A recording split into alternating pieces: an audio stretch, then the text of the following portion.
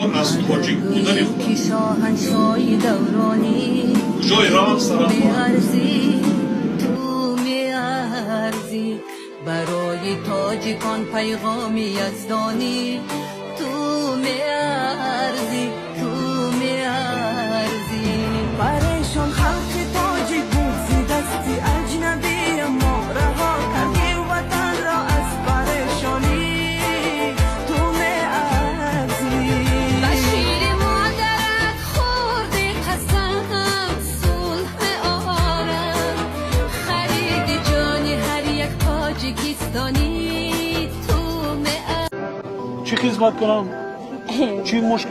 گفت زن شرم نکن گفت زن من چیکار کنم؟ یک چیز کارخانه را چی کردم پیش رئیس رحمتگی این مرا قبول کرد وعده داد که کارو را چی میکنم لیکن اولی هم چی نکردم چی کارخانه؟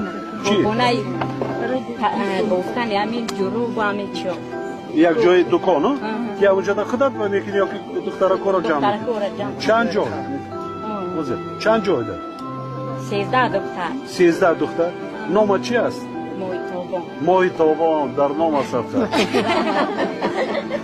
در مهلتی دو ماه 6 نوامبر ده ساخته میبرند با اسباب‌های دوزندگی میروی دختر کار جمع کن کار کن من شما اسپورش اسباب میذاری چند دقیقه جاش معین میکنی دکان جای دستفروشی جای باشه که باید افراشون در کنه یک جای دوزندگی شما میدونی رحمت در رئیس مرا قبول سلامت باشی وظیفه رهبر خدمت کردن بخیر به مردم برای رهبر پرزیدنت است برای رئیس ولایت است وزیر است دیگر است وظیفه ببین این هنر بسیار بلند است حتما کمک میکنم دختر بسیار زیبا است بیرمی برام خدا میپوشم